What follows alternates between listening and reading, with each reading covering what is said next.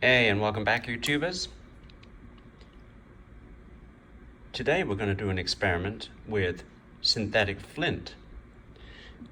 Synthetic flint was invented in the 1900s by an Austrian chemist by the name of von Welsbach, who experimented with cerium and iron mixtures. The initial synthetic flint was known as ferrocerium,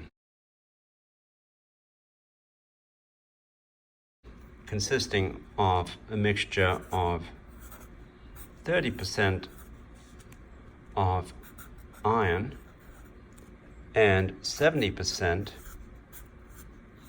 of cerium, pure cerium metal. And what was observed when these two metals were alloyed together, the metal, when struck or rubbed on a rough surface, generated high temperature sparks. So I have some of the metal here in this sample, and you can prove that it contains iron by seeing if it's attracted to a magnet, which it is. Now, the more modern synthetic flints contain 20% of iron, 40% of cerium, and then a mixture of other metals, which includes lanthanum, magnesium, and praseodymium. And these metal mixtures can be adjusted to give brighter or hotter sparks. So the purpose of today's experiment is not to demonstrate that this thing will spark, but rather to see if we can make it spark in an inert atmosphere. So before I begin, let's try it in regular room air and see what happens.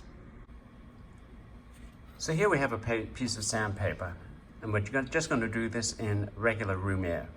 Let's begin. So you can see that it generates bright sparks.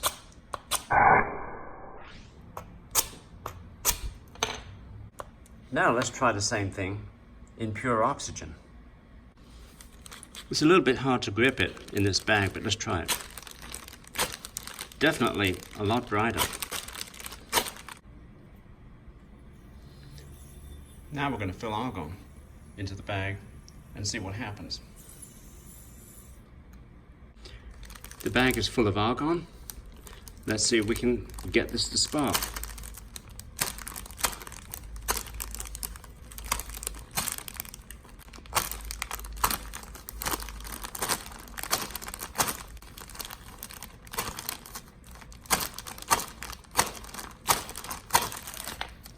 Well, what does that tell us? It tells us that it's not friction that causes the sparks between the metal and the sandpaper.